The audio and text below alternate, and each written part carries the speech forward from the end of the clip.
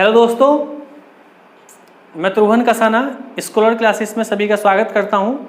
जैसे कि हम हिस्ट्री पढ़ रहे हैं और हिस्ट्री की आपको रेगुलर क्लास मिल रही है, ठीक है। तो ऐसे ही हम देख रहे हैं कि जो हिस्ट्री के अंतर्गत चल रहा है वो खिलजी वंश चल रहा है। और खिलजी वंश में मैंने आपको दो पार्ट नहीं कहूँगा, दो राजा में पढ़ा चुका हूँ, दो शासक उसके में पढ़ा चुका हूँ। एक का नाम है जलालुद्दीन खिलजी और एक का नाम था अलाउद्दीन खिलजी।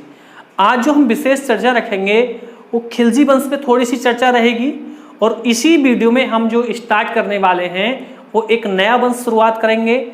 उस वंश की शुरुआत होगी तुगलक वंश से। और तुगलक वंश में हम जो चर्चा करेंगे वो होगी गयासुद्दीन तुगलक के से, और जो भी कहानी है गयासुद्दीन तुगलक से बिल्कुल विस्तार पूर्वक का बात करेंगे। और पहले हम देखिएगा जो दो तीन ऐसे शासक हुए हैं खिलजी वंश के जिससे कि एक दो प्रश्न उठ जाए, या जो हम कहानी चल रही है वो कहानी ऐसा ना लगे कि छूट चुकी है। कि भाई खिलजी वंश की जो राजा थे दो, वो जलालुद्दीन फिरोज खिलजी था और एक का नाम था अलाउद्दीन खिलजी। इन दोनों के मरने के बाद अगर हम बात करते हैं तो खिलजी वंश जो था वो पतन की ओर चलने लगा। मतलब कि धीरे धीरे क्या होने लगी, जो सत्ता थी वो बिखरने लगी। वो कारण क्या था उसका भी मैं आपको कारण बताऊंगा, तभी तो आपको पता चलेगा कि भाई तुगलक वंश कैसे स्टार्ट हुआ। एकदम अचानक इतना बड़ा वंश था, कह सकते हैं इतना अलाउद्दीन खिलजी कह सकते हैं अपने साम्राज्य को दक्षिण भारत तक लेके चला गया, तो उसको कैसे समाप्त हुआ, वो कैसे एकदम टूटने लगा, तो वो कहानी मैं आपको बताऊंगा। लेकिन हमें सबसे पहले जानना है इसी खिलजी वंश का एक राजा हुआ खिलजी वंश के मरने के, अलाउद्दीन खिलजी के मरने के बाद, उसका नाम था मुबारक शाह खिलजी। देखिएगा मैं आपको दो पढ़ाऊंगा इसमें, खिलजी वंश अभी थोड़ा सा कर लेते हैं इसी में। तो इसमें देखिएगा आज जो हम पढ़ेंगे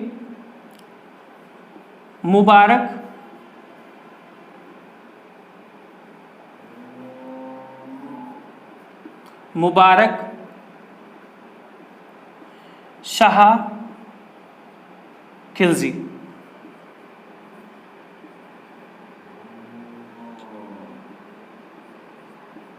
मुबारक शाह खिलजी, इसका जो कार्यकाल है 1316 से 1320 तक।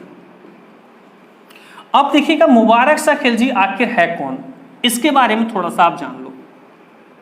दोस्तों अगर मैं बात करता हूं इस मुबारक शाह खिलजी की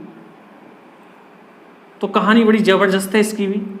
आपको लगेगा कि बाकी में यार ऐसा राजा तो हमने आज तक इतिहास में ना पढ़ा, ठीक है।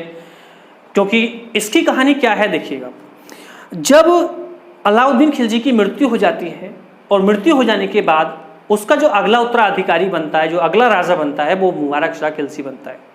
अब मुबारक शाह खिलजी में अगर हम देखें इसकी सैन्य प्रणाली, इसके अभियान, इसके जो कार्य थे, इसके जो काम थे, जो भी ये करता था अपने साम्राज्य में, अपने जब राजा बना था, तो इसका ऐसा कोई काम नहीं था जिससे कि मैं आपको बता सकूं, ऐसा कोई निर्माण नहीं था जो मैं आपको बता सकूं। लेकिन हाँ कहानी है इसकी। वो कहानी है क्या आखिर देखिएगा। जब अलाउद्दीन खिलजी अपने साम्राज्य को पूरे दक्षिण भारत में, पूरे उत्तरी भारत में फैला लेता है और अचानक उसकी मृत्यु हो जाती है, तो मृत्यु हो जाने के बाद जो दिल्ली सल्तनत के जो अमीर लोग थे, जो उसके दरबार के अलाउद्दीन खिलजी के विद्वान व्यक्ति थे, उनका एक ही कहना था कि भाई अब जो अगला राजा बनाया जाए उसी का बेटा, अलाउद्दीन खिलजी का बेटा मुबारक शाह खिलजी। अब देखिएगा कहते नहीं है कि वो कहानी बताते हैं कि एक ही बेटा, भाई एक पुत्र है तो लाड़ प्यार से पाला गया था। अलाउद्दीन खिलजी ने ये कहा था अपने दरबार में कि मेरे पुत्र को किसी भी तरह की कोई कमी नहीं आनी चाहिए और इससे एक भी ढीला काम मत कराओ, इतना भी काम अगर कोई कराएगा इससे तो दिक्कत आ सकती है। तो अलाउद्दीन खिलजी ने इस मुबारक शाह खिलजी को बड़े ही लाड़ प्यार से पाला था। कह सकते हैं कि बचपन से ही अलाउद्दीन खिलजी ने इसकी जो देख रेख लगाई थी वो किसी पुरुषों की भांति नहीं लगाई थी, वो महिलाओं की देख रेख में मुबारक शाह खिलजी रहा था। मतलब कह सकता हूं कि जो मुबारक शाह खिलजी था, सभी राजाओं को ये लगता था कि जैसे गुण अलाउद्दीन खिलजी में है वैसे गुण किसमें होने चाहिए, मुबारक शाह खिलजी ने। बड़े ही कह सकते हैं कि सभी लोगों की इच्छा थी कि भाई मुबारक शाह खिलजी आएगा, कि बाप तो बहुत प्रतापी था, अब बेटा उससे ज्यादा होना चाहिए, ये सबके दिमाग में थी बात। लेकिन अगर हम बात करते हैं मुबारक शाह खिलजी में अलाउद्दीन खिलजी वाले कोई भी गुण नहीं थे। मतलब मैं कह सकता हूं कि अलाउद्दीन खिलजी वाले गुण छोड़ो, इसमें राजा वाले भी गुण नहीं थे, क्योंकि इसका जो पालन पोषण हुआ था वो महिलाओं के द्वारा हुआ था। इसका जो पालन पोषण हुआ था वो दासियों के बीच हुआ था। इसका जो बचपन बीता था वो दासियों के बीच बीता था। इसका जो देख रेख हुई थी वो महिलाओं के बीच हुई थी। अब इतना प्रवृत्ति का राजा बनने आया। सभी लोगों ने कहा कि भाई मुबारक शाह खिलजी को राजा बनाया जाए, और कह सकते हैं कि बहुत बड़ा शासन, बहुत बड़ा साम्राज्य भी हो चुका है और ये शासन प्रणाली बढ़िया चलाएगा। लेकिन दोस्तों, आपको मैं एक नई चीज बताना चाहता हूँ। मैं आपको इतनी अच्छी चीज बताने वाला हूँ, आप भी सोचोगे कि यार ऐसा राजा आज हमने पढ़ा है कि आज तक हमने सुना तो, लेकिन इतना डिटेल से नहीं जाना इसके बारे में। जब ये राजा बना तो राजा बनने के बाद अगर हम देखें तो इसने काम क्या किया, देखिएगा। इसके अगर हम बात करते हैं इस मुबारक शाह खिलजी की, तो इसने देखिएगा पुरुषों के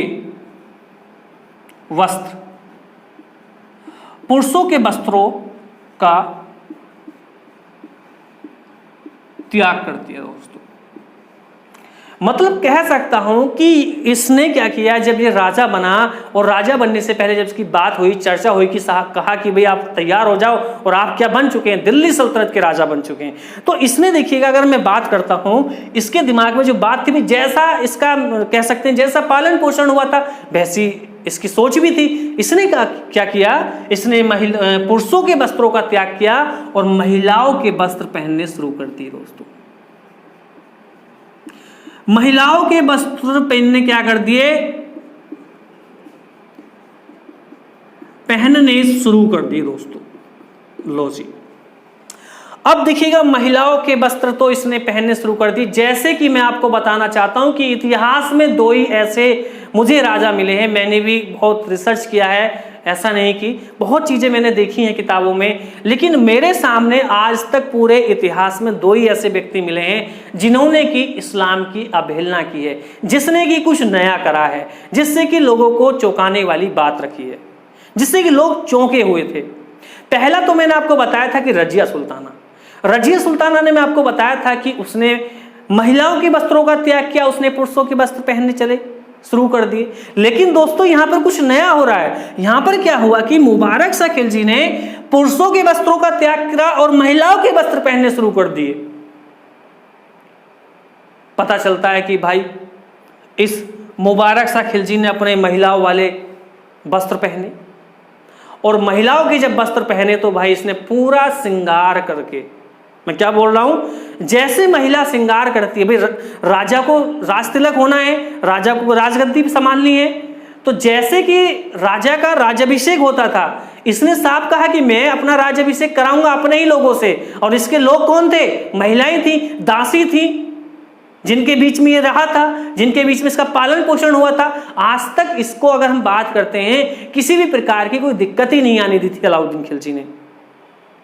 मतलब कि सबसे लाड़ प्यार का मतलब इसका किया था अलाउद्दीन खिलजी ने। तो इसकी जैसे इसकी सोच थी वैसे इसने काम किया। अब सब लोग तैयार थे, भाई मुबारक शाह खिलजी आ रहे हैं राजा। अब इन्होंने तो भाई साड़ी वाड़ी पहनी, और पता चला कि भाई लिपस्टिक ले सब पूरा श्रृंगार करके महिलाओं के पहन के, और जब दरबार में इसने एंट्री करी तो मलिक काफूर जो थे वो भी चौंक गए भाई। सारे दरबारी लोग देखकर, अगर हम बात करते हैं कि राजा का जब राज्याभिषेक होता था तो उसके साथ बहुत मतलब कि व्यक्ति आते थे, पुरुष आते थे, लेकिन इसके साथ कोई पुरुष था ही नहीं। इसके साथ इसके जो रहते थे इसके दरबार में, इसके साथ जो आते थे सारी महिलाएं आई, और पता चलता है कि दोस्तों पूरा दरबार सन्न रह गया, पूरा दरबार चौंक गया कि भाई यो कौन व्यक्ति है, क्या ये मुबारक शाह खिलजी है? क्या ये मतलब कि एक तरह से अगर हम बात करते हैं कि मुबारक शाह खिलजी छोड़िएगा, अलाउद्दीन खिलजी का ही पुत्र था। लोगों को शक होने लगा कि यार मुबारक शाह खिलजी तो ऐसा कर ही नहीं सकता। चलो ठीक है, कोई दिक्कत नहीं, चलो भाई हो सकता है कि महिलाओं के वस्त्र पहनने इसने शुरू कर दिए, कोई दिक्कत नहीं, चलो उसने पुरुषों के पहने, इसने महिलाओं के पहन लिए। अब यहाँ पे अगर हम बात करते हैं कि पुरुष महिलाओं के वस्त्र पहनकर ये अपने सिंहासन पर जाकर बैठ जाता है। और देखिएगा दोस्तों कुछ और बातें अगर मैं बात करता हूँ इसी मुबारक शाह खिलजी की, तो इसी मुबारक शाह खिलजी का सबसे करीबी व्यक्ति, इसका सबसे करीबी व्यक्ति अगर कोई था, इसका सलाहकार मान लीजिएगा, तो वो था नसरुद्दीन खुसरो शाह। नसरुद्दीन खुसरो शाह इसका सबसे करीबी व्यक्ति था, जो इसकी देख रेख में रहता था, जो अलाउद्दीन खिलजी ने स्पेशल लगा रखा था कि अगर इसको कोई भी दिक्कत हुई तो भाई तुझे दिक्कत होगी। तो ये भाई जो था नसरुद्दीन खुसरो शाह हमेशा किसका ध्यान रखता था? मुबारक शाह खिलजी को। कोई दासी की आवश्यकता है तो भाई दासी बुला दी, कोई पानी की आवश्यकता, सब कुछ देख रेख में नसरुद्दीन खुसरो की रहते थे। मतलब कि नसरुद्दीन खुसरो पूरा देख रेख में मुबारक शाह खिलजी के रहता था। अब भाई कोई चलो एक बार महिलाओं के वस्त्र पहन के आवे, ये तो भाई रोज ही वस्त्र पहन के महिलाओं के आने लगा। तो धीरे धीरे क्या होने लगी, दरबार में चर्चा होने लगी कि भाई नसरुद्दीन खुसरो इसका सबसे करीबी व्यक्ति कौन है। दरबारियों ने बोला कि भाई एक ही व्यक्ति है नसरुद्दीन खुसरो। तो चलो नसरुद्दीन खुसरो के साथ पास, कहोगी भाई ऐसा ना करे। एक उनके पिता दिल्ली सल्तनत के कह सकते हैं कि एक प्रतापी सुल्तान रहे हैं, इतना बड़ा साम्राज्य आज तक उन्होंने बनाया था, वो बिखर सकता है और उनमें तो गुण कोई नहीं। हो सकता है कि भाई नसरुद्दीन खुसरो की बात मान जाए मुबारक शाह खिलजी। सब पहुंच गए। अब पता चलता है कि भाई नसरुद्दीन खुसरो ने देखा कि सारे दरबारी लोग मेरे यहां पर कैसे। सारे दरबारियों ने यही कहा कि भाई हमने तो समझाया कि देख लिया, हम कुछ कह नहीं सकते, राजा है, लेकिन सबसे बड़े आप ही इसके करीबी हैं, तो आप क्या करो, आप इसको समझाओ कि ये ऐसा ना करे। भाई नसरुद्दीन खुसरो ने भी कहा कि ठीक है भाई, मैं इसको समझाने का प्रयास करता हूं, अगर मान जाएगा तो ठीक है, ना तो कोई बात नहीं। और पहली बात तो मेरी बात कभी टालता ही नहीं है मुबारक शाह खिलजी। दोस्तों यही नसरुद्दीन खुसरो सीधा पहुंच गया किसके पास? मुबारक शाह खिलजी के पास, और इसने यही कहा कि भाई आप जो काम कर रहे हैं, क्योंकि राजा वाले इसको पता ही नहीं कि राजा होता क्या है। जब उसको पता ही नहीं कि भाई राजा के गुण क्या होने चाहिए, राजा के कार्य क्या होते हैं, राजा क्या पहनावा करता है, राजा की एक नीतियां क्या होती हैं, इसको कुछ पता ही नहीं, तो इसकी भी क्या गलती। अब नसरुद्दीन खुसरो इसका सबसे करीबी व्यक्ति था, ये पहुंच जाता है इसके पास और सीधा कहता है कि भाई राजा साहब, सुल्तान साहब, आप ऐसा ना करो और आप क्या करें, महिलाओं के वस्त्रों का त्याग करें। नसरुद्दीन खुसरो ने क्या कहा, मैं ध्यानपूर्वक सुनना आप। नसरुद्दीन खुसरो ने कहा मुबारक शाह खिलजी कि आप क्या करें, आप महिलाओं के वस्त्रों का क्या करो, त्याग करो। महिलाओं के वस्त्रों का क्या करो, त्याग करो। तो ठीक है, हम क्या करेंगे, महिलाओं के वस्त्रों का हम त्याग कर देंगे, आप जैसे कहोगे वैसे, हमें क्या पता। अब पता चला कि भाई इतनी बात कहकर मुबारक शाह खिलजी आ गया। मुबारक शाह खिलजी नसरुद्दीन खुसरो मुबारक शाह खिलजी से इतनी बात कहकर आ जाता है और दरबार में पहुंच जाता है। राजा का वेट कर रहे थे, सभी लोग इंतजार कर रहे थे कि भाई मुबारक शाह खिलजी कुछ नया करेगा। हो सकता है कि एक जो नसरुद्दीन खुसरो ने कहा है मुबारक शाह खिलजी से, वो कुछ करेगा, उसकी बात मानेगा। तो भाई अगर मैं बात करता हूं, दरबारियों को बड़ा ही ऐसा लग रहा था कि भाई अब जो दिल्ली सल्तनत है वो संभल सकती है, लेकिन भाई यो आदमी तो कुछ और ही कर बैठा। मुबारक शाह खिलजी तो कुछ और ही कर बैठा भाई। अब इसने तो वस्त्रों का ही त्याग कर दिया। यो आदमी ने तो भाई वस्त्रों का ही त्याग कर दिया, क्योंकि इसने क्या कहा था, नसरुद्दीन खुसरो ने कहा था कि आप क्या करो, महिलाओं के वस्त्रों का त्याग करो। और इसने महिलाओं के वस्त्रों का त्याग कर दिया और खुला दरबार में हुई नग्न अवस्था में पहुंच जाता है मुबारक शाह खिलजी दरबार में। और पता चलता है कि जब मौलवी काजी थे उनके होश उड़ने लगे, आंखों पे पट्टी बांध ली लोगों ने। दरबारी लोग जो थे और पता चला कि भाई नसरुद्दीन खुसरो की ओर सभी लोग देखें, तो कौन सी शिक्षा देकर आया भैया तो इसे? ये तो पूरा नग्न अवस्था में आ गया, बिल्कुल नंगा। और पता चले कि दरबार में यूं तो खुश था कि भाई अब तो ठीक काम कर रहा हूं मैं, दरबारी लोग खुश होंगे। और एक चक्कर इधर को नग्न अवस्था में दौड़ा, इधर को दरबार में, कभी उधर भागे कभी उधर भागे। पता चला कि भाई सारे लोग परेशान कि भाई मुबारक सा खिलजी, यूं तूने क्या करवा दिया? मैंने तो कुछ भी ना, मैंने तो नहीं कहा महिलाओं के वस्त्रों का त्याग कर दो। अब एक बात बता, तू आदमी उसे समझाने गया कि महिलाओं के वस्त्रों का त्याग कर दो, उसकी बेचारे क्या गलती है? वो तो दौड़ेगा, वो तो खुश है बेचारा, वो तो खुश इस वजह से है कि भाई अब शायद हो सकता है कि मेरा विरोध ना हो। वो तो नंगा अवस्था में नंगा दौड़ा, पता चला कि ये मौलवी काजी तेनों बड़ा बदतमीज है भाई। तो इसकी अगर हम बात करते हैं तो सीधा पूरी धज्जियां उड़ जाती हैं पूरे मुस्लिम समाज की। कह सकते हैं कि पूरे दरबार में अव्यवस्थाएं फैलने लगती हैं। अब पता चला कि नंगा आके बैठ गया भाई वो दरबार उसमें अपने सिंहासन पर, और सिंहासन पर जैसे ही बैठा तो इसने घोषणा कर दी दरबार में। इसने स्वयं को, अगर मैं बात करता हूं, स्वयं को मुबारक सा खिलजी ना कहलाकर इसने स्वयं को खलीफा कहा। और याद रखना, बहुत इंपॉर्टेंट चीज बता रहा हूं, आदमी ऐसा मिलेगा ना हिंदुस्तान में तो आज तक तुम्हें ऐसा मिलेगा ही नहीं, पूरा इतिहास पढ़ लो। इसने स्वयं को खलीफा कहा। कह सकते हैं कि मुबारक सा खिलजी ने उपाधि ली क्या की? खलीफा की।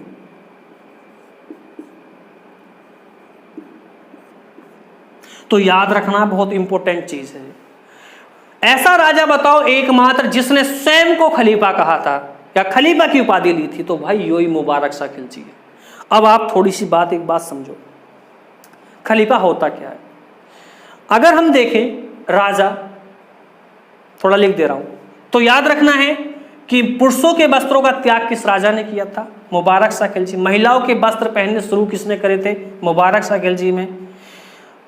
क्वेश्चन ये पूछा जाएगा कि ऐसा कौन सा राजा था जो नग्न अवस्था में दरबार में दौड़ा करता था? ऐसे क्वेश्चन मिलेगा, आप देखेंगे किसी अन्य किताबों में, तो ऐसी इसी लैंग्वेज में मिलेगा कौन सा ऐसा राजा था खिलजी वंश का जो कि नग्न अवस्था में दरबार में दौड़ा करता था? तो वो कौन था? आपका मुबारक शाह खिलजी। कौन सा ऐसा राजा था जिसने स्वयं को खलीफा कहा था? तो आप सीधा बताएंगे मुबारक शाह खिलजी। अब देखिएगा, थोड़ा खलीफा सुन लो जिन लोगों को नहीं पता है। स्वयं को खलीफा कहने वाला मुबारक शाह खिलजी हो जाता है। और इसकी मैं बात करता हूं, और बात देखिएगा, मुबारक शाह खिलजी की अगर मैं देखता हूं तो इसने स्वयं को क्या कहा था? खलीफा। देखिएगा, मुस्लिम आधार पे अगर मैं बात करता हूं तो सबसे उच्च पद, कह सकते हैं कि सबसे ऊंचा पद जो बताया जाता है वो खलीफा का बताया जाता है। खलीफा के नीचे एक पद आता है सुल्तान का। कौन सा आता है भैया? सुल्तान का। सुल्तान से नीचे पद आता है वजीर का। वजीर से नीचे पद आता है सूबेदार का। सूबेदार के नीचे आता है अस्तबल जो होते हैं, अस्तबल। तो याद रखना है कि इस व्यक्ति ने स्वयं को सुल्तान भी हटा दिया कि मैं ही खलीफा हूं और मैं ही क्या हूं? सुल्तान हूं। अब खलीफा ऐसा होता था, खलीफा का काम क्या होता था? खलीफा के बिना अनुमति के आप किसी पे अटैक नहीं कर सकते, बिना खलीफा के आप कोई उपाधि नहीं ले सकते, बिना खलीफा के आधार पर आप कोई नीतियां नहीं बना सकते। अब तो इसने स्वयं को बोल दिया कि मैं ही खलीफा हूं। खलीफा एक ईश्वर का प्रतीक होता है। क्या होता है? खलीफा एक ईश्वर का प्रतीक होता है, और ईश्वर का प्रतीक खुद कौन बन गया? मुबारक शाह खिलजी। अब चलो ठीक है भाई, खलीफा की उपाधि ले ले। अब कोई नंगा खलीफा हो गए, आप खुद सोचो। अब आप खुद सोचो कि मुस्लिम आधार में सबसे ऊंचा पद, मुस्लिम आधार की रक्षा करने वाला खलीफा, अब यू क्या रक्षा करेगा? यू दूसरी रक्षा करा बैठा दरबार में। ऐसा राजा था मुबारक शाह खिलजी। लेकिन पता चलता है कि दोस्तों, पुत्र किसका है? पुत्र किसका है? यह है अलाउद्दीन खिलजी का। चलो ठीक है, नग्न अवस्था में आने लगा, कोई बात ना कि भाई ठीक है, आंखों पे पट्टी बांध लो, ठीक है भैया क्या करें, मजबूरी है। इसी समय अगर मैं बात करता हूं कि दोस्तों फायदा उठा लेते हैं मंगोल फायदा उठा लेते हैं कि भाई ये राजा नहीं है और ना जो रानी, यूं तो पता ना क्या है भाई। जो कह सकते हैं कि अलाउद्दीन खिलजी ने अपने साम्राज्य का विस्तार किया था, उसी विस्तार को कम करने के लिए कुछ क्षेत्रों पर मंगोल आक्रमण होने लगे। और जब मंगोल आक्रमण हुए तो देखिएगा जो कुछ और व्यक्ति थे, राजा से कहा कि भाई मंगोल आक्रमण हुआ है और उनको दंडित करो। नसरुद्दीन खुसरो ने कहा कि आप दंडित करो, सेना भेजो। बोला कि सेना वेना कोई ना जाए, मैं खुद जाऊंगा मंगोलों को दंडित करने। और पता चलता है कि भाई महिलाओं के कपड़े पहनकर कूद जाता है युद्ध में।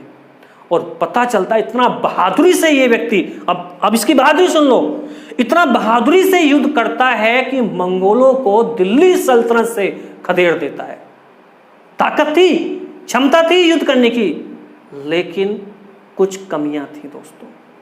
मंगोल आक्रमण कर लेता है, महिलाओं के वस्त्र पहनकर जब युद्ध करता है तलवार से, तो लोग देख रहे थे कि ये मुबारक शाह खिलजी वही है जो नंगा दौड़े है दरबार में। हाँ भाई वही है। अब पता चलता है कि भाई इस अलाउद्दीन खिलजी की पुत्र की, मुबारक शाह खिलजी की, मंगोलों को दंडित कर देता है। लेकिन कुछ समय पश्चात धीरे धीरे क्या होने लगता है कि ये अत्यधिक शराब का सेवन करने लगता है। अत्यधिक शराब का सेवन करने लगता है, दासियों में रहने लगता है। कह सकते हैं कि जो दरबार में कार्य थे वो बंद होने लगते हैं। जो टैक्स अलाउद्दीन खिलजी ने लगाए थे वो धीरे धीरे बंद होने लगे। तो धीरे धीरे क्या होने लगी कि दिल्ली सल्तनत की व्यवस्थाएं खराब होने लगी। बताते हैं कि खिलजी वंश का अंतिम राजा मुबारक शाह खिलजी ही बताया जाता है, लेकिन नहीं दोस्तों, मैं एक चीज और बताता हूं। इसके बाद एक राजा और बनेगा, वो कौन था? पहले थोड़ी कहानी समझिएगा। अब इसका जो करीबी व्यक्ति था वो कौन था? नसरुद्दीन खुसरो था। इसका जो सबसे करीबी व्यक्ति था वो कौन था? नसरुद्दीन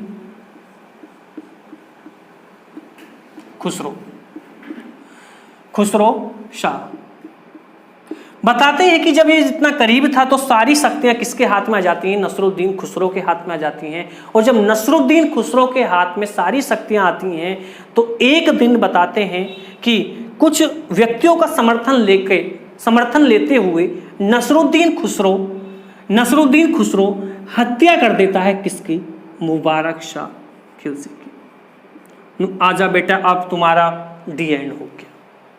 मुबारक शाह खिलजी हत्या कर देता है नसरुद्दीन खुसरो मुबारक शाह खिलजी की हत्या कर देता है। और जो अगला राजा बन जाता है, अगला सुल्तान जो बन जाता है मुबारक शाह खिलजी के बाद, वो बनता है नसरुद्दीन खुसरो। इसकी अगर मैं बात करता हूं, इसका जो कार्यकाल दिखाया जाता है वो 1320 से लेके 1320 तक। अब देखिएगा खिलजी वंश तो यहां ही समाप्त हो जाता है, लेकिन कुछ समय के लिए जो सत्ता थी वो किसके हाथ में आ जाती है? नसरुद्दीन खुसरो शाह के हाथ में। और देखिएगा सबसे पहले क्या काम किया, इसने एक उपाधि ली और उस उपाधि को मैं आपको बताना चाहता हूं। उस उपाधि का नाम था पैगंबर का सेनापति।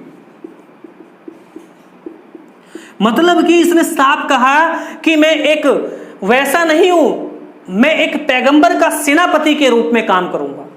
जो मोहम्मद साहब थे, पैगंबर मोहम्मद साहब थे, उनका प्रतीक बताता है कौन? यही नसरुद्दीन खुसरो शाह। इसने कहा कि जो धज्जियां मुबारक शाह खिलजी ने दरबार में उड़ाई हैं वो मैं अपने दरबार में कभी भी नहीं होने दूंगा। अब देखिएगा इसके बाद बहुत इंपॉर्टेंट चीज बता रहा हूं कि पैगंबर का सेनापति किसको कहा जाता है खिलजी वंश में? तो आप बताएंगे नसरुद्दीन खुसरो शाह। अब इसकी अगर हम बात करते हैं भाई, इससे और क्या क्वेश्चन देखिएगा। जब ये राजा बनता है तो राजा बनने के बाद इसका जो वजीर पद पे काम करता है, जो इसके नीचे काम करता है, उसका नाम था गाजी मलिक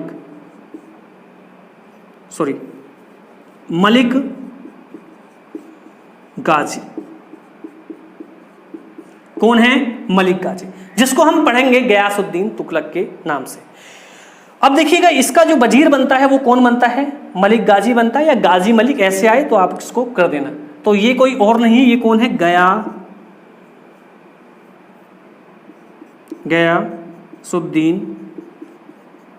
गयासुद्दीन तुगलक, ठीक है, या मलिक गाजी या गाजी मलिक या गयासुद्दीन तुगलक, इसका वजीर पद पे बैठता है। लेकिन दोस्तों मैं आपको एक चीज बताना चाहता हूं, इसमें बहुत सारे गुण थे नसरुद्दीन खुसरो में। इसका अयोग्य होने का मुख्य कारण क्या था, देखिएगा, ये एक ऐसा सुल्तान था जो इसकी माता थी वो थी राजपूत घराने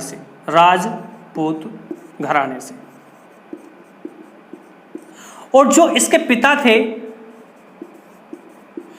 पिता थे वो थे मुस्लिम। इसीलिए बताते हैं कि जब ये बचपन में था तो इसको पता नहीं था कि मेरे पिता कौन है, मेरी माता कौन थी, मुस्लिम राजपूत थी। लेकिन जब ये बड़ा होने लगता है धीरे धीरे तो इसको पता चलने लगता है कि जो मेरा राजघराना है माता की ओर से वो राजपूत है और पिता की ओर से मैं क्या हूं, मुस्लिम हूं। इसीलिए अगर मैं बात करता हूं इस नसरुद्दीन खुसरो को तो कहीं ना कहीं मैं देखता हूं कि ये एक तरह से राजपूतों से बहुत ही लगाव रखता था। जो अलाउद्दीन खिलजी ने कर लगाए हुए थे, जो जजिया कर राजपूतों से वसूला जाता था, गैर मुसलमानों से कर वसूला जाता था, उस जजिया कर को ये समाप्त कर देता है। दोस्तों बहुत इंपॉर्टेंट चीज बता रहा हूं, ये नसरुद्दीन खुसरो राजा बनने के बाद ही ये साफ कह देता है गैर मुसलमानों से या राजपूतों से टैक्स नहीं लिया जाएगा। जजिया कर को समाप्त करने वाला 3 महीने के लिए, कितने महीने के लिए, 3 महीने के लिए, 3 महीने के लिए जजिया कर समाप्त हुआ। 2 से 3 भी आए, 2 आए, 3 आए तो 2-3 महीने के लिए। लेकिन ऐसा नहीं पूछेगा कि जजिया कर समाप्त किसने किया। जजिया कर तो अकबर समाप्त करेगा, लेकिन उससे पहले कि मैं आपको कुछ चीजें बता रहा हूं कि 2 या 3 महीने के लिए खिलजी वंश में किस राजा ने जजिया कर को समाप्त किया था, तो वो था नसरुद्दीन खुसरो शाह। अब इसने देखिएगा जब जजिया कर से समाप्त हो गया तो धीरे धीरे क्या होने लगा कि ऐसा माहौल दिल्ली सल्तनत में बन गया कि ऐसा लगा कि भाई चौहान वंश की समाप्ति के बाद हिंदुस्तान पे एक राजपूत शासन हो रहा है। और मैं बात करूं तो जो मुस्लिम लोग थे वो कहीं ना कहीं इससे घृणा करने लगे कि भाई इसको राजगद्दी से उतारो, अन्यथा ये तो क्या करेगा, खिलजी वंश तो समाप्त हो गया, ये तो राजपूत शासन की नींव रख देगा। दोस्तों ऐसा नसरुद्दीन खुसरो था। इसीलिए देखिएगा जो इसका जो वजीर था, जो इसकी सत्ता कुछ किसी के हाथों में थी नसरुद्दीन खुसरो के बाद, तो वो मलिक गाजी या गयासुद्दीन तुगलक इस बात को स्वीकार करता है कि भाई अब इसको राजा बनने का कोई अधिकार नहीं है। तो देखिएगा एक घोषणा हो जाती है। घोषणा क्या होती है कि नसरुद्दीन खुसरो कहता है कि मुझे अभी तक पता ही नहीं कि गैर मुसलमानों के साथ इतना अत्याचार हो रहा है। अगर मैं बात करूं कि खिलजी वंश के राजाओं ने जबरन राजपूतों की जो भूमि हड़पी हुई थी उसको छुटकारा दे देता है कि भाई लो तुम्हारी भूमि तुम्हारे पास पहुंच जाएगी, और कहा कि कोई भी जजिया कर नहीं देगा। इतनी बड़ी घोषणा कर दी इस राजा ने। और जब इतनी बड़ी घोषणा हुई तो सीधी बात है मौका पा लेता है कौन, गयासुद्दीन तुगलक या गाजी मलिक। और ये बात तय हो जाती है कि अगर नसरुद्दीन खुसरो को हटाया जा सकता है तो युद्ध करके, और युद्ध करके ही हटाया जा सकता है। ये व्यक्ति ऐसे नहीं हटने वाला, ताकतवर राजा था। इतिहास की पहली ऐसी घटना मैं आपको सुना रहा हूं जिसने कि मुस्लिम होने के आधार पर भी राजपूतों से 2-3 महीने के लिए जजिया कर समाप्त किया था। इसीलिए अगर मैं बात करता हूं पिता मुस्लिम थे, माता क्या थी, राजपूत थी, इसीलिए इसको मिश्रित सुल्तान भी कहा जाता है। कि खिलजी वंश में कौन सा ऐसा राजा था जो कि उसके पिता मुस्लिम थे और माता राजपूत थी, तो वो कौन था, नसरुद्दीन खुसरो।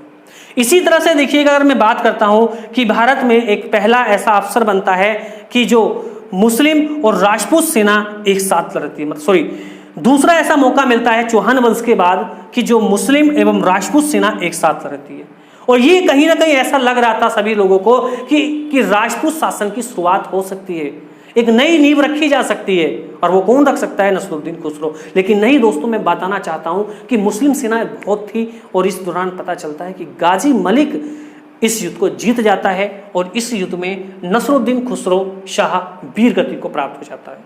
और इस तरह से पता चलता है कि खिलजी वंश में कोई ऐसा प्रतापी राजा नहीं होता है जो खिलजी वंश को आगे चला सके। और मैं बात करता हूं कि जब खिलजी वंश का नसरुद्दीन खुसरो बताया जाता है अंतिम सुल्तान इसलिए नहीं बताया जाता क्योंकि ये जिसका कोई पता ही नहीं था कि ये किस वंश से था, इसीलिए जो खिलजी वंश का अंतिम सुल्तान बताया जाता है वो मुबारक शाह खिलजी। अगर मुबारक शाह खिलजी नहीं आता है तो आप सीधा बता दे रहे हैं नसरुद्दीन खुसरो। तो इस तरह से देखिएगा खिलजी वंश समाप्त हो जाता है, और खिलजी वंश के बाद सीधा एक नए वंश की नींव रखता है गाजी मलिक या मलिक गाजी, जिसको कहा जाएगा गयासुद्दीन तुगलक के नाम से। और खिलजी वंश की समाप्ति के बाद स्टार्ट हो जाता है तुगलक वंश। और दोस्तों मैं चाहता हूं कि इसी वीडियो में आपको तुगलक वंश की भी कुछ जानकारी दे दूं। तो खिलजी वंश समाप्त हो चुका है, अब सीधा हमें पढ़ना है क्या भैया? तुगलक वंश। और तुगलक वंश आप क्या कर लें? हेडिंग डाल लें, वंश। तुगलक वंश की अगर हम बात करते हैं तो ये चला है पूरा तुगलक वंश 1320 से लेके 1414 तक। तुगलक वंश चला है 1320 से 1414 ईस्वी तक। ठीक है भैया, अब देखते हैं तुगलक वंश का जो संस्थापक है वो कौन है।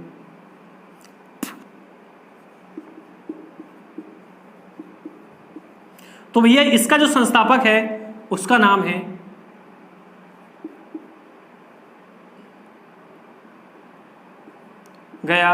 गयासुद्दीन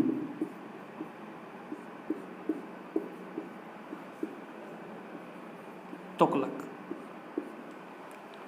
ठीक है, इसका जो संस्थापक है वो कौन है? गयासुद्दीन तुगलक है।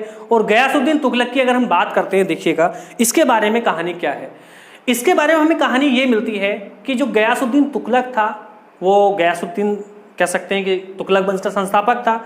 और इसको देखिएगा, अगर मैं बात करता हूं कि जब ये राजा बनता है तो राजा बनने के बाद इसने एक उपाधि ली, उस उपाधि का नाम था गाजी मलिक। कह सकते हैं कि गयासुद्दीन तुगलक के नाम से चर्चित ना होकर किस नाम से चर्चित हुआ था? गाजी मलिक। या कह सकते हैं कि गाजी की उपाधि किसने ली थी? कह सकते हैं कि गाजी का अर्थ होता है काफिरों का विनाश करने वाला। क्या होता है? गाजी का अर्थ होता है काफिरों का विनाश करने वाला,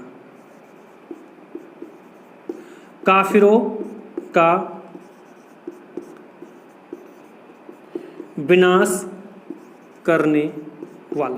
मतलब कि कह सकते हैं कि जो इस्लाम के काफिर हैं, अगर वो इस्लाम की रुकावट बनते हैं, इस्लाम के आगे रुकावट बनते हैं, तो उनके लिए जन्म किसने लिया है? गयासुद्दीन तुगलक। और उसने खुद को कहा था गाजी मलिक, और इसीलिए इसका अर्थ होता है काफिरों का विनाश करने वाला। और जो काफिर होंगे इस्लाम के, उनका वध करेगा कौन? यही गयासुद्दीन तुगलक। अब गयासुद्दीन तुगलक की अगर मैं बात करता हूं दोस्तों, तो गयासुद्दीन तुगलक एकमात्र ऐसा राजा है हिंदुस्तान का, याद रखना, एकमात्र ऐसा राजा है हिंदुस्तान का जिसका सबसे अधिक जनता ने क्या किया था? समर्थन किया था। अगर मैं बात करता हूं कि सबसे अधिक अगर प्रिय रहा है जनता का, तो वो कौन रहा है? गयासुद्दीन तुगलक। अगर मैं गयासुद्दीन तुगलक की बात करता हूं तो खिलजी वंश में बहुत मंगोल अटैक चल रहे थे। इसीलिए अगर मैं देखता हूं तो जब ये गयासुद्दीन तुगलक राजा बना, और राजा बनने के बाद देखिएगा इसी गयासुद्दीन तुगलक के शासन काल में मंगोलों ने आक्रमण कर दिया। वही मंगोल जो कि कह सकते हैं कि 1241 ईस्वी में प्रथम बार उन्होंने अटैक किया था बहराम शाह के शासनकाल में। इन्होंने देखिएगा सबसे पहले ये राजा बना और राजा बनने के बाद देखिएगा इसने गाजी मलिक की उपाधि ली और ताकि लगे लोगों को कि इसके साम्राज्य में शांति बने रखे, लेकिन बताते हैं कि मंगोलों ने इसके साम्राज्य में कोई भी शांति नहीं बनने दी। देखिएगा मंगोल आक्रमण हो जाता है और जब मंगोल आक्रमण होता है इसके शासनकाल में तो देखिएगा एक मंगोल आक्रमण नहीं, दो मंगोल आक्रमण नहीं, 29 बार मंगोल आक्रमण होता है दोस्तों। 29 बार मंगोल आक्रमण होता है किसके शासनकाल में? गयासुद्दीन तुगलक के शासनकाल में। गयासुद्दीन तुगलक की अगर मैं बात करता हूं तो देखिएगा ये और भी कुछ ऐसा कह सकते हैं कि और भी इसके अंदर ऐसी कुछ खास बात थी जिससे कि जनता इसके प्रिय थी। इसी गयासुद्दीन तुगलक की अगर मैं बात करता हूं दोस्तों, इसी गयासुद्दीन तुगलक की बात करें तो इसकी अगर मैं देखता हूं तो इसने एक काम किया था भारत में। अगर मैं देखता हूं भारत में प्रथम सुल्तान था जिसने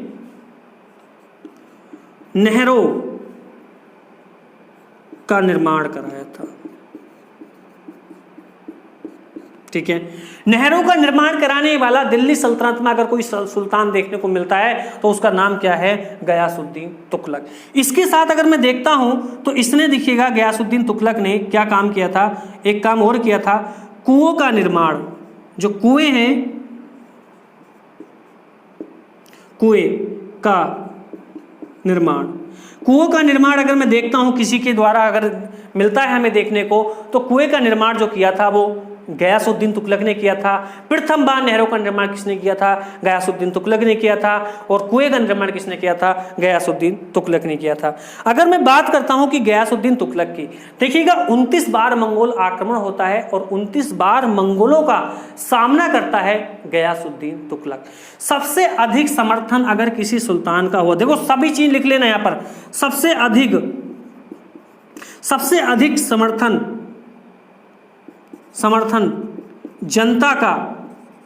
जनता का अगर किसी को मिला था तो वो कौन था? गयासुद्दीन तुगलक।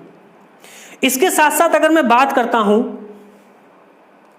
इसके बाद अगर मैं देखता हूं इसने एक नगर बसाया था। इसका थोड़ा सा ज्यादा बड़ा टॉपिक नहीं है ये। इसकी अगर मैं बात करता हूं तो इसने एक निर्माण किया था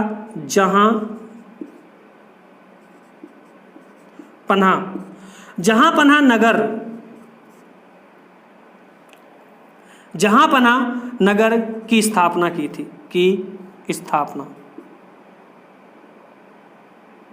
स्थापना ठीक है, जहां पन्हा नगर की स्थापना अगर किसी राजा के द्वारा की गई थी तो आपसे पूछा जा सकता है कि जहां पन्हा नगर की स्थापना किसने की थी, तो सीधा बता देना किसका नाम था? गयासुद्दीन तुगलक। इसके साथ अगर मैं देखता हूं गयासुद्दीन तुगलक की और बात तो थोड़ा सा देख ले कि इसी गयासुद्दीन तुगलक ने एक नगर बसाया था एक और। इसके अलावा भी अगर आप लिखना चाहते हैं तो वो था तुगलकाबाद। क्या नाम था? तुगलकाबाद नगर की स्थापना या निर्माण किसी राजा ने किया था तो वो किसने किया था? गयासुद्दीन तुगलक ने। इसकी अगर हम बात करते हैं कि गयासुद्दीन तुगलक की, तो बहुत ही ऐसा राजा था। तो हम देखते हैं कि बंगाल अभियान के दौरान, देखो ज़्यादा कुछ कहानी नहीं है इसके बारे में तो मैं आपको नहीं बता रहा। इसकी अगर मैं बात करता हूं तो आपसे पूछा जा सकता है कि तुगलक वंश का संस्थापक कौन था? गयासुद्दीन तुगलक था। उपाधि इसने कौन सी ली थी? गाजी मलिक की उपाधि, या गाजी की उपाधि के नाम से कौन बैठा था? गयासुद्दीन तुगलक बैठा था। इसका अर्थ क्या होता है? अर्थ होता है काफिरों का विनाश करने वाला। सबसे अधिक 29 बार मंगोल आक्रमण किस तुगलक वंश के राजा के काल में हुए थे? तो सीधा बता देना गयासुद्दीन तुगलक के। कह सकते हैं कि प्रथम बार भारत में कौन सा ऐसा राजा था जिसने कि नहरों का निर्माण एवं कुओं का निर्माण कराया था? गयासुद्दीन तुगलक। कौन सा ऐसा राजा था जिसका समर्थन सबसे अधिक जनता ने किया था? गयासुद्दीन तुगलक। इसके बाद अगर पूछा जाए कि तुगलकाबाद नगर किसने बसाया था? गयासुद्दीन तुगलक ने। जहां पन्हा नगर की स्थापना किसने करी थी? तो बताना गयासुद्दीन तुगलक। इसकी अगर मैं बात करता हूं कि मृत्यु की, इसकी मृत्यु की हमें सूचना मिलती है दोस्तों कि इसकी मृत्यु कैसे होती है। तो इसकी मृत्यु होती है बंगाल अभियान से लौटते समय। बंगाल अभियान बंगाल अभियान के दौरान, बंगाल अभियान के दौरान क्या हो जाती है, जोना खां द्वारा निर्मित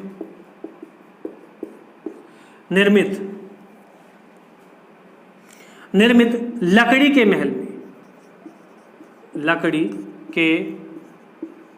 महल में दब कर। तो याद रखना है कि लकड़ी के महल में दबकर बंगाल अभियान के दौरान लौटते समय किस सुल्तान की मृत्यु हुई थी, तो आपको सीधा सा बता देना, गयासुद्दीन तुगलक। ये देखिएगा, गयासुद्दीन तुगलक की जब मृत्यु हो जाती है तो गयासुद्दीन तुगलक का पुत्र था जोना खां, जिसको आगे चल के मैं आपको पढ़ाऊंगा मोहम्मद बिन तुगलक। अब देखते हैं कि मोहम्मद बिन तुगलक की क्या कहानी है। ठीक है भैया, तो मोहम्मद बिन तुगलक के बारे में आपको देखना है कि इसी का पुत्र हो जाता है। कोशिश करूंगा कि तुगलक वंश इसी वीडियो में समाप्त हो जाए, लेकिन एक वीडियो और बन सकता है। अब पढ़ेंगे सीधा गयासुद्दीन के बाद मोहम्मद बिन तुगलक। मोहम्मद बिन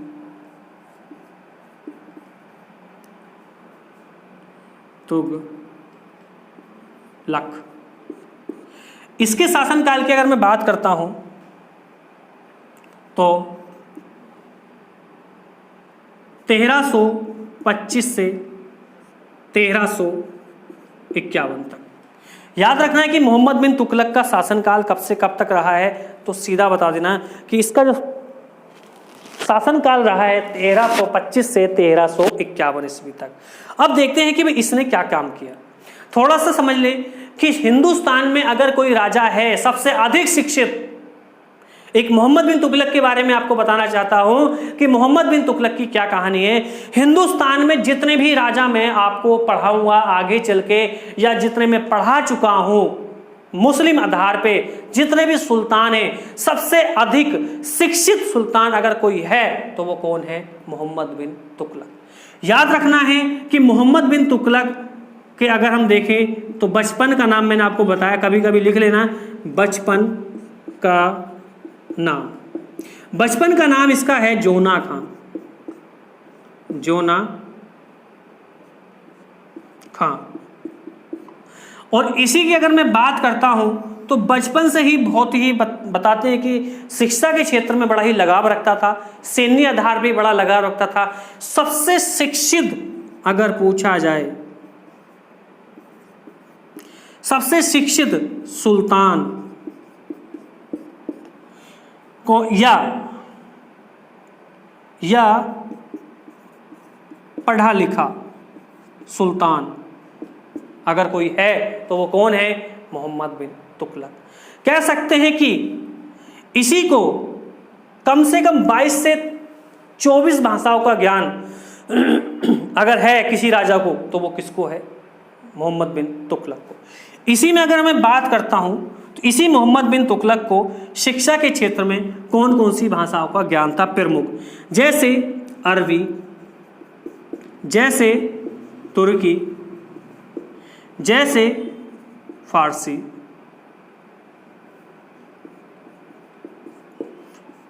जैसे अन्य प्रमुख भाषा में अगर मैं बात करता हूं तो यही भाषा थी जो प्रमुख हमें बताई जाती। लेकिन कुछ अन्य भाषाओं का भी इसको ज्ञान था, जैसे हिंदी भी बहुत अच्छी बोलता था, कुछ संस्कृत, जैसे संस्कृत भी बहुत अच्छी बोलता था। कह सकते हैं कि हर व्यक्ति से किसी भी भाषा में ये बात करने के लिए तैयार था।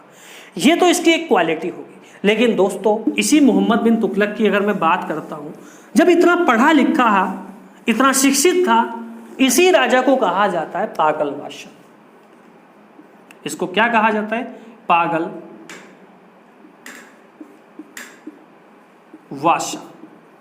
इसी को कहा जाता है रक्त पिपासु।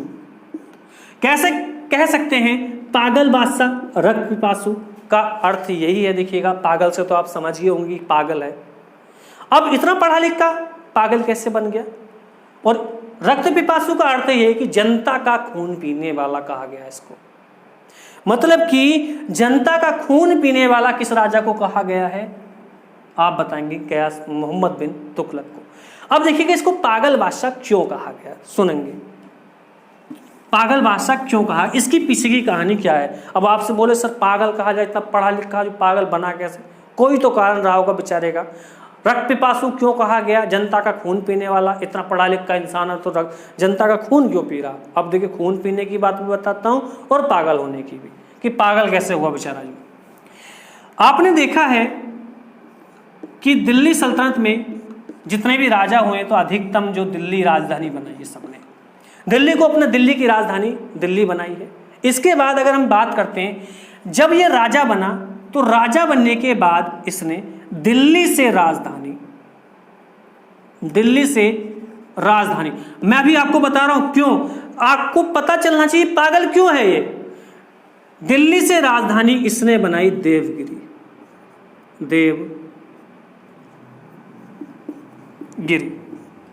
और देवगिरी में एक स्थान है दौलताबाद, सही है। देवगिरी या दौलताबाद को इसने क्या बनाया था? राजधानी बनाया था। देवगिरी अधिकतम आता है, दिल्ली से राजधानी देवगिरी बनाई। अब देखिएगा इतिहासकार यही कहते हैं, जितने भी इसके दरबार में रहते थे, कि इसका पतन का कारण ही राजधानी बदलना था। इतना बड़ा काम देखिएगा, इसका मतलब कि इसने राजधानी चेंज करी तभी क्या हो गया था? इसका पतन हो गया था, ये खत्म हो गया था बिल्कुल। अब आप मुझे एक चीज बताओ, ध्यानपूर्वक सुन लेना सारी बात। अब एक छोटा सा मैं आपको मैप बना दूं, यहां पर थोड़ा सा आप समझेंगे। ये है, यहां से समझ लेना, दिल्ली है यहां पर, सही है। अब देखिएगा जो दौलताबाद पड़ता है वो महाराष्ट्र में पड़ता, MH, यहां पर पड़ता है देवगिरी, ठीक है। अब इसके दिमाग में एक बात आई कि हो सकता है कि जो साम्राज्य है, क्योंकि गयासुद्दीन तुगलक की अगर मैं बात करता हूं तो जो दक्षिण भारत पे विजय प्राप्त करी थी अलाउद्दीन खिलजी ने, वो सारी व्यवस्था बहुत अच्छे से, बड़ी श्रेष्ठ व्यवस्थाओं के रूप में बांध के रखा था किसने? गयासुद्दीन तुगलक ने। तो तुगलक वंश का जो साम्राज्य था वो उत्तरी भारत में भी था, और तुगलक वंश का साम्राज्य कहां पे था? दक्षिण भारत में भी था। तो दिल्ली से इतना बड़ा साम्राज्य चलाने के लिए बहुत समय लगता था, मतलब कि इतना बड़ा साम्राज्य दिल्ली से नहीं चलाया जाता था, क्योंकि दिल्ली केंद्र में नहीं था कि वो इधर का भी साम्राज्य देख ले, वो इधर का भी देख ले, और इधर का भी देख ले, और ऊपर का भी देख ले। चारों साम्राज्य कह सकते हैं कि चारों दिशाओं का साम्राज्य दिल्ली से नहीं चलाया जाता था। इसीलिए इसने दिमाग लगाया कि क्यों ना एक काम किया जाए कि दिल्ली से राजधानी किसको बना दिया जाए? देवगिरी को। और देवगिरी से हम दक्षिण भारत के भी कमान देख सकते हैं, हम उत्तरी भारत को भी देख सकते हैं, हम पश्चिमी भारत को भी देख सकते हैं, और हम पूर्वी भारत को भी देख सकते हैं। कि जब हम केंद्र में बैठ जाएंगे, अब ये 4 दिशा हैं, अब पता चला कि यहाँ पर दिल्ली, मान लो कि 4 दिशा होगी, ये मान लो, अब यहाँ पे राजधानी हो गई। अब आप खुद सोचो कि जब कोई व्यक्ति यहां से यहां तक आएगा तो टाइम लगेगा, कोई जनता यहां से जाएगी तो टाइम लगेगा। अब इसने काम क्या इसने राजधानी कहां बना दी? बीच केंद्र में। दोस्तों इसने काम गलत नहीं किया, आप सुनते रहना सारी बात। पहले राजधानी दिल्ली यहां पे थी मान लो, तो दिल्ली से प्रशासन पूरे भारत का नहीं चलाया जा सकता, पूरा साम्राज्य को नहीं चलाया जा सकता। पतन का कारण मैं इसलिए आपको डिटेल से बता रहा हूं। तो इसने काम इसने किया कि राजधानी हमने क्या बनाएंगे? देवगिरी। तो इसने देवगिरी राजधानी बना दी, और जब इसने देवगिरी बनाई तो आप खुद सोचो, प्रशासन यहाँ का भी चलाया जा सकता, जो गरीब जनता है वो राजा के संपर्क में रहेगी, यहाँ की जनता भी राजा के संपर्क में रहेगी, और यहाँ की जनता भी राजा के संपर्क में रहेगी, और यहाँ की जनता भी। भाई 5 किलोमीटर यहाँ से पड़ेगा, 5 किलोमीटर यहाँ से पड़ेगा, 5 किलोमीटर यहाँ से पड़ेगा, तो इसका काम कोई गलत थोड़ी ना था। पहले क्या था? पहले राजधानी दिल्ली थी, और यहाँ की जनता को कम से कम 80 से 90 किलोमीटर तक चल के जाना पड़ता था। इसकी कोई गलती नहीं थी। जो देवगिरी था वो एक तरह से, अगर मैं बात करता हूँ, जो दौलताबाद था, देवगिरी के अंदर दौलताबाद था, एक बंजर भूमि थी। इसने दिल्ली से जनता को, यहां से अगर मैं बात करता हूं, यहां से जनता से कहा कि हम राजधानी चेंज कर रहे हैं और सभी को बसने के लिए कहा कि आइएगा और आप देवगिरी में आकर आप बस जाइएगा, और सारा जो शासन प्रशासन राजतंत्र जो चलाया जाएगा वो कहां से चलाया जाएगा? देवगिरी से। जनता इसके कहने में आ जाती है और जनता दिल्ली से रवाना हो जाती है देवगिरी के लिए। और जब देवगिरी के लिए जनता रवाना होती है तो कुछ सालों के बाद क्या होता है, एक घटना होती है। भाई काम तो बढ़िया है, भाई आप मुझे बता दो, कोई काम इसने गलत नहीं करा, लेकिन कुछ काम क्या किस्मत मान लो इसकी, या कुछ भी मान लो, पता चलता है कि देवगिरी में अकाल पड़ता है भयंकर वाला। लोग कह सकते हैं अकाल किस प्रकार का? अकाल इस प्रकार का था दोस्तों कि जो बरसात थी, बरसात नहीं होती है 1 साल तक। और देखिएगा मैं बात करता हूं, जब बरसात नहीं हुई तो लोग भूखे मरने लगे, कृषि नहीं हुई। इसीलिए अगर हम बात करते हैं कि जो देवगिरी में जनता मोहम्मद बिन तुगलक के कहने से देवगिरी आई थी, वो कहीं ना कहीं मोहम्मद बिन तुगलक को कोसने लगी, उसको गलत मानने लगी कि तुगलक मोहम्मद बिन तुगलक के कहने से हम यहाँ पे आए और हमें कोई आर्थिक मदद मोहम्मद बिन तुगलक की तरफ से नहीं हो रही। इसी समय अगर हम बात करते हैं कि लोग मर रहे थे और उसी जनता पर इस मोहम्मद बिन तुगलक ने टैक्स और लगा दिया, और जब टैक्स लगाया तो जनता और बेहाल होने लगी और इसने जनता की ओर ध्यान नहीं दिया। इसी समय अगर हम बात करते हैं दोस्तों, इसने काम क्या किया, देवगिरी से राजधानी फिर से कहां ले गया? देवगिरी से राजधानी फिर से कहां ले गया? दिल्ली ले गया। और दोस्तों यही इसके पतन का कारण था। और सुनिएगा इसकी कहानियां, बड़ा है विद्वान व्यक्ति है, ऐसा नहीं कि मोहम्मद बिन तुगलक कि बेकार आदमी था, कि पागल था। पागल तो बनेगा, अभी रुक के बनेगा। एक तो पागलपन की शुरुआत हो चुकी है कि भाई इसने राजधानी बनाई, तो जब तेने बनाई तो जनता की मदद करता। अगर कोई हमें अपने साथ लेके जाएगा, हमें खाना ना दे, हम कहीं आपके साथ जाएं तो आप भाई हम तो आपसे लेंगे। तो जब मोहम्मद बिन तुगलक के कहने से जनता दिल्ली छोड़कर दौलताबाद आई है, देवगिरी आई है, तो आप उसकी मदद करो आर्थिक रूप से। और आप क्या कर रहे हैं? उन पर टैक्स लगा रहे हैं, वसूली कर रहे हैं। ये इसका थोड़ा सा काम गलत था। इसके बाद मैं बात करता हूं कि मोहम्मद बिन तुगलक की। तो मोहम्मद बिन तुगलक ने 5 लाख सेना का गठन किया। याद रखना है, 5 लाख की सेना का गठन करने वाला दिल्ली सल्तनत का पहला राजा था, जिसका नाम था मोहम्मद बिन तुगलक। अब जब इसने 5 लाख की सेना का गठन किया तो लोगों को लगने लगा कि यार मोहम्मद बिन तुगलक कुछ बड़ा काम करने वाला है। भाई कोई सेना बनाएगा, चलो मान लो 2 लाख हो, 1.5 लाख हो, कहीं कहीं देखो आप बड़ी सेना पे, जब मैं सेना बताता हूं तो आप बताते हैं कि सर इतनी सेना नहीं थी। आप सुन लीजिएगा, किसी भी किताब में देख लें, कभी 5 लाख आप बोलें कि सर 5 लाख नहीं थी, 4,70,000 4,70,000 क्या थी? सेना थी।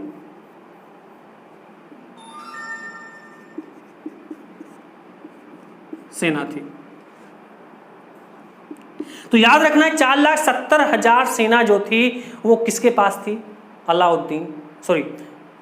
मोहम्मद बिन तुगलक के साथ। तो 5 लाख सेना हो, 4,70,000 सेना हो, लाख कर लेना, लाख सही है। तो इतनी सेना थी इसके पास।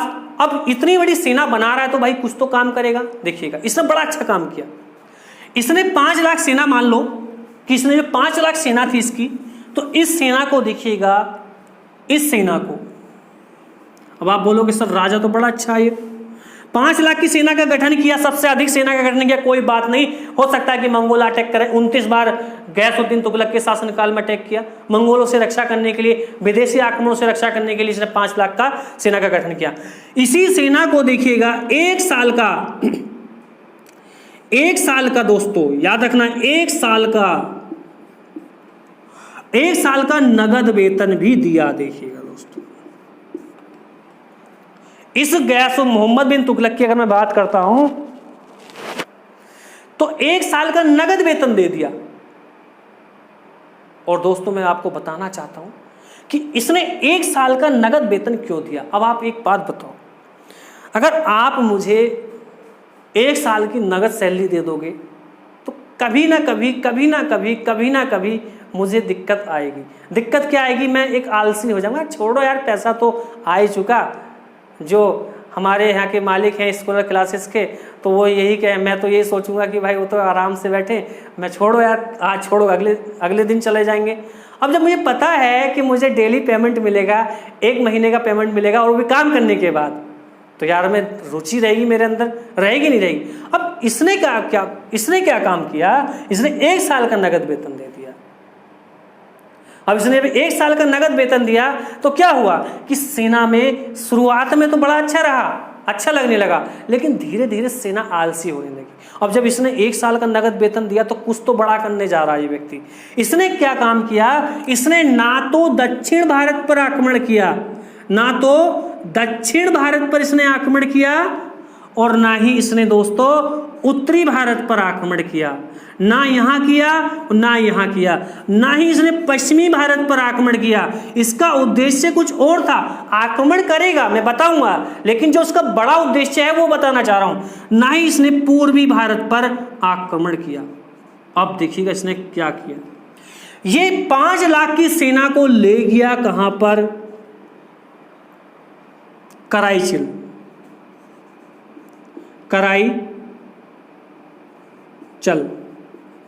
कराईचल को जीतने चल दिया। और पता चलता है कि कराईचल को जीतने जब ये चला तो देखिएगा दोस्तों, कराईचल की कुमायूं की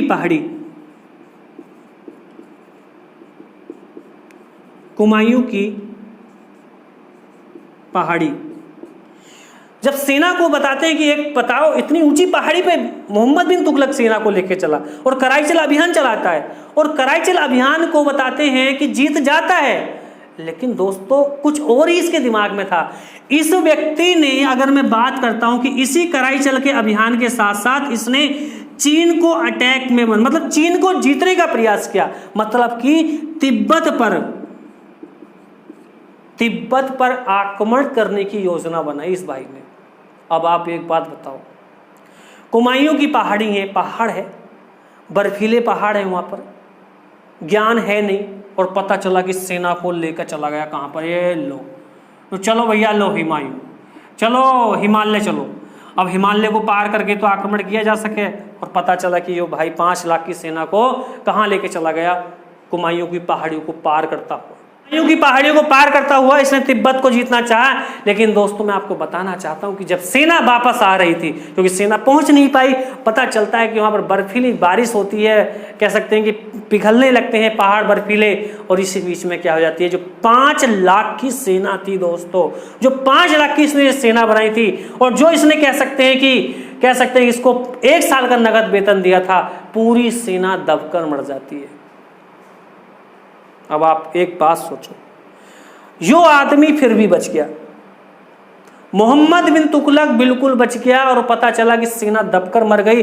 अब एक बात हमें सामने आती है इस अभियान से कि जब 1 लाख कह सकते हैं कि 1 साल का नगद वेतन दे रहा है ये, तो कहीं ना कहीं जो 1 साल का वेतन इसने दिया था वो सब मारा गया, जो इसका खजाना था वो खाली हो गया। इसका खजाना क्या हुआ दोस्तों? खाली होने लगा। अब जब खजाना खाली हुआ तो उधर जनता देवगिरी की मारी जा रही है, अब अकाल पड़ा। अब जब पैसा ही नहीं होगा तो जनता की क्या मदद करेगा? तो इसीलिए बताते हैं कि जब ये व्यक्ति पता चला कि दरबार में सभी लोगों को, दिल्ली सल्तनत में देवगिरी में, कि 5 लाख की सेना दबकर मारी गई। अब जिन के मरे थे, अब वो मोहम्मद बिन के तुगलक घर को लौटा कि मेरा कहाँ गया, और मेरा कहाँ गया, नु कहाँ गया, तेरे साथ ही गया, नु यो आदमी बच गया, पूरी 5 लाख की सेना को खा गया भाइयों, तो मेरा भी तो हानु, मेरा कहाँ रहे। मोहम्मद बिन तुगलक को चारों ओर से विद्रोह ने दबा लिया, और पता चलता है कि मोहम्मद बिन तुगलक कान दबा के अपने दरबार में चला गया। ये देखिएगा, नीति कोई गलत नहीं थी। आप देखिएगा मैं क्या बोल रहा हूँ, इसकी नीति कोई गलत नहीं थी। अरे ठीक है यार, तिब्बत को जीतने का प्रयास कर रहा है, हिमालय को पार करने का प्रयास किया था मोहम्मद बिन तुगलक ने। इतना पढ़ा लिखा व्यक्ति था, और ये कुछ नया काम पढ़ा लिखा ही कर सकता, गमार नहीं कर सकता। इसलिए भैया सही से वीडियो देखते रहो। अब इसी बीच में अगर हम बात करते हैं दोस्तों, जब इसका खजाना खाली हो गया तो इसने फिर से दिमाग लगाया। देखिए, इसका दिमाग आज तक रुका ही नहीं, इसने दिमाग लगाया कि यार कुछ करा जाए। अब देखिएगा इसने क्या किया। इसने किया एक तरह से अगर मैं देखूं तो इसने इसके दरबार में सोने के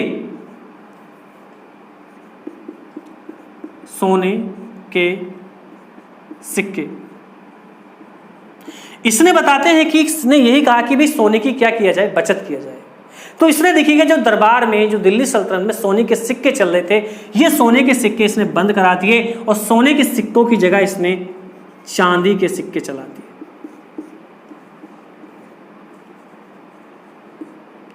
क्रम से ही लिखते रहना।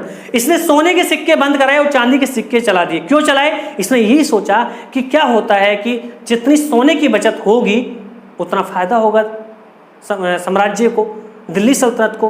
तो इसने क्या किया, महंगी चीज को समाप्त किया, सोने की बचत करनी चाहिए, और इसने क्या चला दी, जो सस्ती चीज थी वो थी चांदी।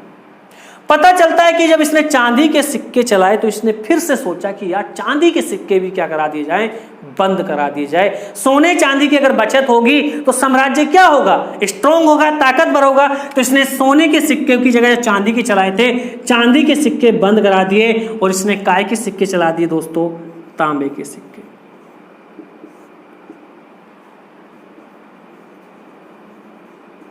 लो जी, अब जैसे ही तांबे के सिक्के चलाए तो पता चलता है कि तांबा सस्ता था, और जब सस्ता था तो छोटे छोटे सूबेदार, छोटे छोटे राजा जो थे, जो अधीनता के इसके काम करते थे, घर घर में तांबे के सिक्के ढलने लगे, और कोई व्यक्ति था वो भी अपने ढालने लगा। और पता चलता है कि जो भारी संख्या में मोहम्मद बिन तुगलक ने सिक्के छपवाए थे, इसका सिक्का एक भी नहीं बिका, और पता चलता है कि घर घर सिक्के बनने लगे।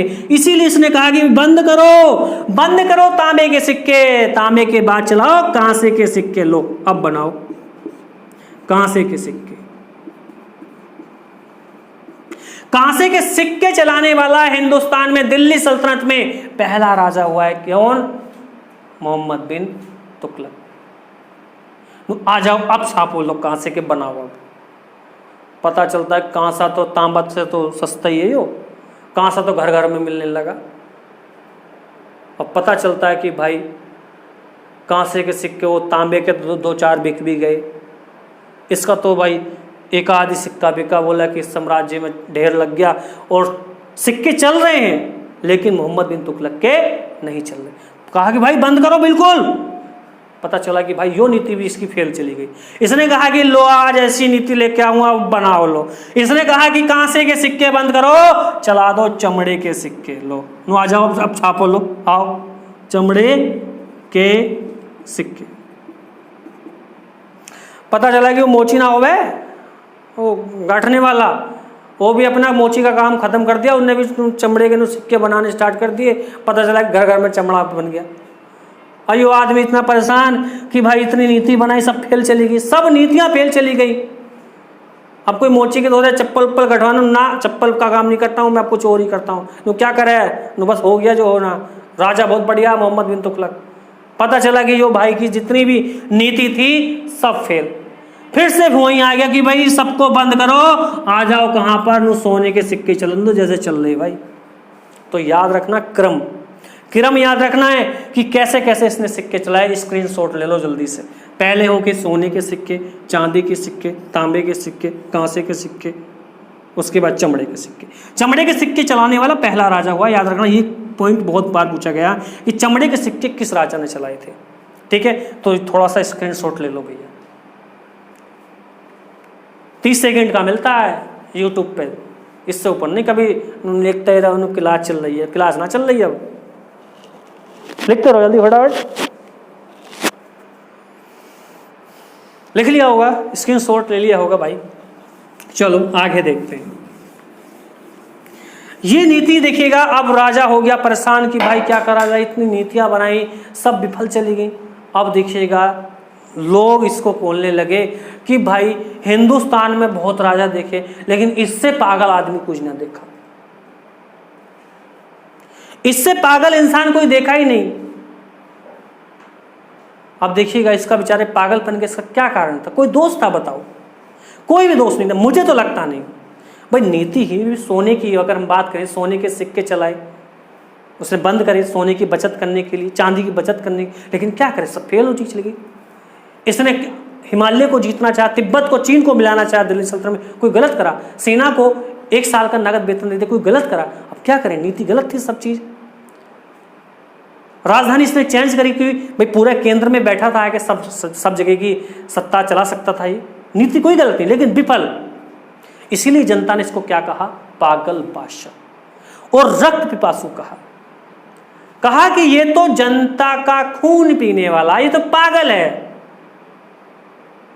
इन नीतियों के कारण ही ये पागल कहलाया गया। अब यहां पर ऐसी कंडीशन आ चुकी थी दोस्तों, जनता मोहम्मद बिन तुगलक से परेशान, जनता मोहम्मद बिन तुगलक से परेशान और मोहम्मद बिन तुगलक जनता से परेशान कि यार क्या करा जाए।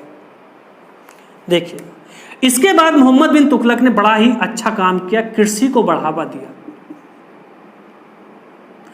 इसने कृषि को बढ़ावा दिया, कृषि को बढ़ावा दिया। और देखिएगा, मैं आपको बताना चाहता हूं कि नहरों का निर्माण किसी ने किया था और कुओं का निर्माण तो वो गयासुद्दीन तुगलक ने किया था। लेकिन किसानों की समस्या सुनने के लिए एक विभाग की स्थापना करी, दीवाने ए कोही विभाग। दीवाने ए कोही, ये क्या था, एक कृषि विभाग था। तो याद रखना, बहुत इंपॉर्टेंट चीज है, पॉइंट भी आपका है कि दीवाने ए कोही कृषि विभाग की स्थापना किस राजा ने की थी, तो आप बताएंगे मोहम्मद बिन तुगलक ने।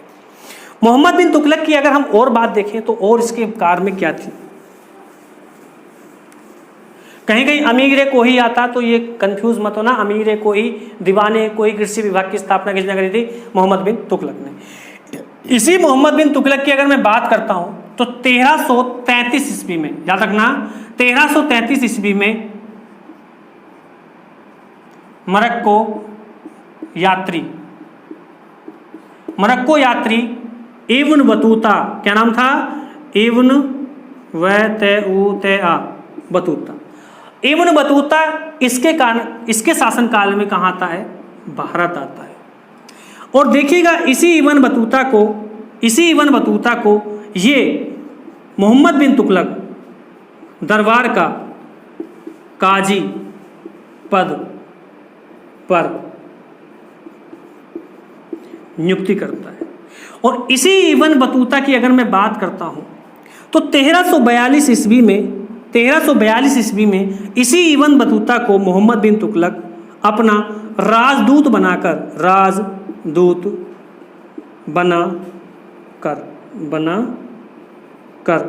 कहाँ भेजता है, चीन भेजता है। ठीक है, अपना राजदूत बनाकर कहाँ भेजता है, चीन भेजता है।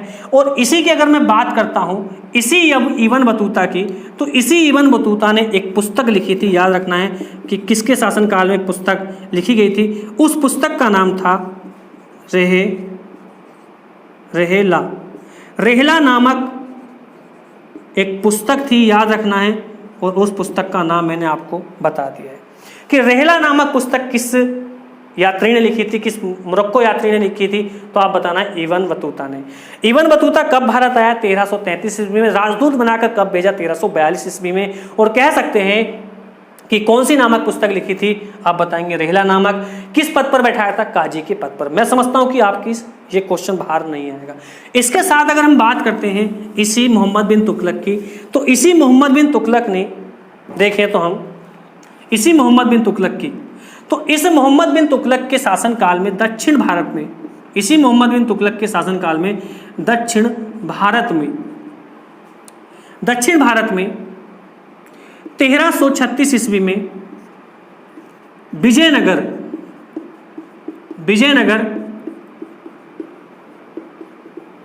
साम्राज्य की स्थापना हुई। इसी विजयनगर साम्राज्य की स्थापना करी थी हर एवं बुक्का। इसी अगर हम बात करते हैं कि विजयनगर साम्राज्य की स्थापना किस राजा के शासनकाल में हुई थी, तो मोहम्मद बिन तुगलक के शासनकाल में। कब हुई थी? 1336 ईस्वी में। और किसने की थी? हरिहर एवं बुक्का, दो भाई थे ये। इसी के शासनकाल में अगर हम कुछ और घटना देखते हैं दोस्तों, और घटना क्या है, इसी मोहम्मद बिन तुगलक के शासनकाल में अगर हम बात करते हैं तो 1347 ईस्वी में दक्षिण भारत में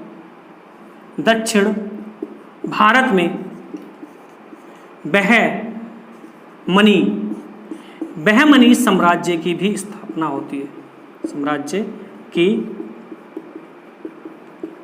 होती है। बहमनी साम्राज्य की स्थापना जो होती है, इसका जो संस्थापक बताया जाता है, तो वो है हसन गंगू ने 1347 ईस्वी में क्या करता है? विजयनगर बहमनी साम्राज्य की स्थापना करता है। और देखिएगा, मैं समझता हूँ कि मोहम्मद बिन तुगलक से जितने भी फैक्ट थे और मैंने आपको बता दिए हैं। अगर ये वीडियो आपको पसंद आया है तो दोस्तों शेयर कर दें, सब्सक्राइब कर लें हमारे चैनल को, ज़्यादा से ज़्यादा शेयर करें। और जैसे मैंने आपको पिछले वीडियो में आपको लिंक दे दिया है खिलजी वंश का, तो वैसे ही मैं इसी वीडियो में भी आपको लिंक दे दूंगा। एक कमेंट बॉक्स में आप जाएंगे, जितने आपके कुछ फैक्ट हैं जो मैं यहाँ पे सब चीज़ें नहीं बता पा रहा हूँ, तो वो मैं आपको क्वेश्चन में डाल दूंगा। और हो सकता है कि ज़्यादा लंबे वीडियो होंगे तो कुछ चीज़ें मैं आपको लिंक दे दूंगा, उसमें जाएंगे आप और उसमें सारे ही क्वेश्चन आपको मिल जाएंगे। तब तक के लिए मैं विदाई चाहता हूँ। आप स्वस्थ रहिए, घर पे रहिएगा और मज़ा लीजिएगा।